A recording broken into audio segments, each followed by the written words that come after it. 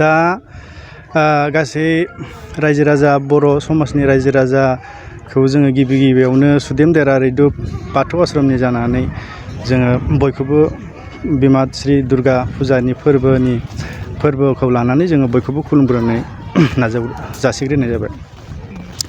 दा जोङो दिनै श्री बिमा दुर्गा देबिखौ सिबिनायनि जोङो ओंथि दं होननानै जों सानदों आरो श्री बिमा दुर्गा देबिखौ गिबियाव जाय रायजो राजाफ्रा जाय माने हारिनि मानसिफ्रा बिमा दुर्गा देबिखौ जेरै सिबिदोंमोन बे सिबिनायाव माबा मोनसे नियम निथि आसार खान्थिफ्रा थाखुमानानै दं होननानै जों फोथायो।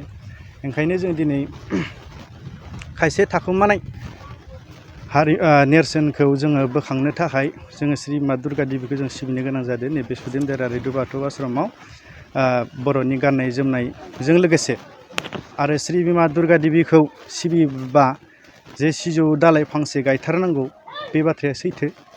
ओंखायनो जों बर' समाजनि गेजेराव जों बेखौनो दाबि खालामदों बा जों फोरमायदों। बिमा दुर्गाखौ जाय मानसिया सिबिगोन, जाय मानसिया ब्राह्मण फुजारि जागोन, बिथांमोना सिजौ दालायसे गायथारनांगोन आरो सिजौ दालायसे गायनानैसो बिमा दुर्गा देबिखौ सिबिनो हायो। ओंखायनो बेयो गोदोनि बायदिनो मोनसे नियम दंखायो। बेयो बेलबरननिफ्राय लानानै सानबाया जायो। दा ओंखायनो जोंबो दशमिहालागै फोजावनायालागै हाबाफारिखौ मोजोमसे जोङो रायजो राजा लानानै जिखिनि जोङो थगायजानाय बा सिखोमा जानाय जोङो हारिमुखौ बा खायसे फोला जानाय नेरसोनफोरखौ जों दिन्थिनो दिनै आखायाव लानानै सिखांदों। जोङो खौसे गोरोबनानै जे गुबुन हारिनि मानसिफ्रा श्री बिमा दुर्गा देबिखौ सिबिनायाव सिजौ दालाय जिहेथु फांसे गायनानै सिबिनांगौ जायो नालाय, नाथाय बिथांमोना ओरैहाय जि गुफुरजों ओरैहाय आगसिखै होयो आरोना, जि गुफुरजों फांथेना दोननाय जायो आरो जि गोजाजों फांथेनाय दोननाय जायो। बेखौ दा बेसे सैथो बेसे असैथो जोंनि सिबियारि मानसिफ्रा, खुलुमग्रा मानसिफ्रा दिनै मोनथिना मोनाखै, बुजिना मोनाखै। जों दिनै हमदांनो हानाय हिसाबै, एसे मोनथिनाय हिसाबै जे सिजौ दालाय जे गायथारनांगौ श्री बिमा दुर्गा देबिखौ सिबिनायाव, बे बाथ्राखौ जोङो सैथो होननानै सानो आरो जोङो रायजो राजानि सिगाङाव जों बेखौनो फोरमायो आरो बेजों लोगोसे जों श्री बिमा दुर्गा देबि सिबिनायाव जोंनि खाथि खाला रायजोफोर आरो गोबां बिदिनो बर' हारि माहारि बयबो श्री बिमा दुर्गा देबिखौ सिबिनायाव हेफाजाब होनांगौ। जाहाथे हेंथा हेंसि होआ, जों जाहाथे गोजोनै सिबिनानै गोजोनै हारिमुखौ दिन्थिनो हायो। मोसानाय, बिदिनो गाननाय जोमनाय बा जोंनि धोरोम बोराइ बाथौखौ माने डेभेलप खालामनाय बा जोङो भक्त बारायनाय बा जोङो मानसिखौ धोरोमाव सोनाय बा सोरखौबा जौ जुवा लोंनायनिफ्राय जोङो सोरबा सासे भक्त खालामनानै, सोरबा सासे दौरि ब्राह्मण खालामनानै जौ जुवाखौ गारहोनो हानाय बा बायदिसिना बांद्राय ना बेदर जानायफोरखौ जोङो एसे खमायनो हानाय, बिदिनो जोंनाव गोबां माबा साननाय बा मोनसे थांखि बिदिनो दं आरो जों बेनिखायनो जोङो दिनै सासे गाबोन सासे बेबायदिनो जोङो सोद्रोमाफोरखौ बारायगासिनो दं आरो बिदिनो बारायलांगोन होनना जों आसा खालामो। आरो जाय सोद्रोमाफोर सुबुंफोर दं बिथांमोना जोंनि धोरोमाव हेफाजाब होनांगौ आरो इसोरखौ सिबिनो सोलोंनांगौ, बोराइ बाथौखौ बयबो सनमान होनांगौ, बिदिखौ जोङो सानदों आरो बिदिखौनो जोङो रायजो राजानि गेजेराव दिनै फोरमायनाय जादों। जोङो श्री बिमा दुर्गा देबिखौ जोङो 2011 मायथाइनिफ्रायनो जोङो खुंदोंमोन, नाथाय जोङो गेदेरै खुंनो हायाखैमोन रां रुफा फैसानि थाखाय। नाथाय जोङो दिनै जों गेदेरै खुंनाया 5 बोसोर जाबाय आरो बिदिनो जोङो 5 बोसोरनिफ्राय 6 बोसोर 7 बोसोर जेब्लासिम जों थांनानै थागोन, जोंनि आत्मा सोलेर जेब्लासिम थागोन अब्लासिम जों बिमा दुर्गा देबिखौ बर'नि गाननाय जोमनायखौ जोङो दिन्थिनानै जों सिबिनाया बेयो सैथो।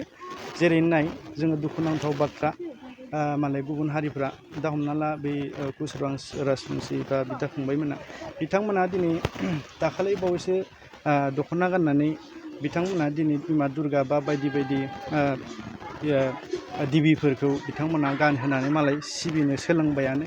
दा लाजिनांथाव बाथ्रा, जोङो दिनै एसेबां बोसोर जोंनि आयुआ बोसोर जाबोबाय बर'फ्रा रायजो जानाया, रायजो खुंनाया, नाथाय जोङो दिनै बिदिनो जोंनि हारिमुखौ दिन्थिनानै जोङो सिबिनो रोङाखैमोन। ओंखायनो जों दिनै जोङो सिबिनो रोंनांगौ होननानै जों दिनै सोलोंदों। ओंखायनो गासै रायजो राजाफोरखौ जोंखौ हेफाजाब होनो जों खावलायो। नोंथांमोना बिटिआर सरकारनिफ्राय जोङो दा बिटिआर सरकारनिफ्राय जों ओरै जेनेबा MCLA सारनिफ्राय जोङो अनसुंथाइ मोन्दों आरो बिथां मानिक नै जोंनि सालबारिनि गेस मालिक बिथाङाबो जोंनो किसु गोदोनिफ्रायनो अनसुंथाइखौ होबोबाय दं। बिदिनो जोङो साफा सानै गेदेर गोलावखौ लानानै बा उन्दै उनलाफोरखौ लानानै मोजोमसे फट' जानानै जों सिबिबाय दं आरो। बाक्सा जिल्ला खख्लाबारि हजुआ सकनि के रडजों थांनाय लामायाव थानाय एमबि रिफाइनिं हाउसआव मबाइल ग्लास गावनायखौ गोरलैयैनो फाहामनो हानाय गोदान असिए मेसिन लानानै फैदों। नोंथांमोना खम बेसेनावनो गाव गावनि मबाइल ग्लास बायनायखौ एमबि रिफाइनिं हाउसआव फाहामनो हागोन।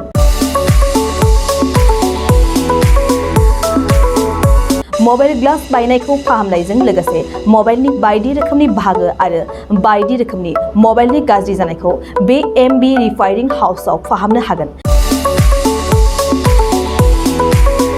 बायदि रोखोमनि mobile glass, mobile temper, mobile charge, headphone, pen drive, memory आरो mobile battery, computer, mouse, computer keyboard आरो मबाइलनि बायदि रोखोमनि बाहागोफोरखौ मोननो हागोन। एमबि रिफाइनिं हाउसआव फोरमायनाय बायदिब्ला दासान्दिनिफ्राय लानानै फैगौ दिवालीसिम डिसकाउन्ट होगासिनो। मख'नो गोनांदि एमबि रिफाइनिं हाउसआव गुबुन हादोर एबा भुटान हादरनिफ्राय माखासे सुबुंफोराबो बायदि रोखोमनि मबाइलफोरखौ फाहामथाय होफैयो।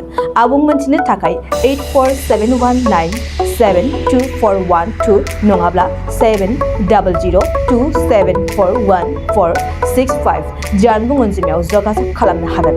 सम फुंनि 8:30 रिंगानिफ्राय मोनाबिलिनि 8:30 रिंगासिम।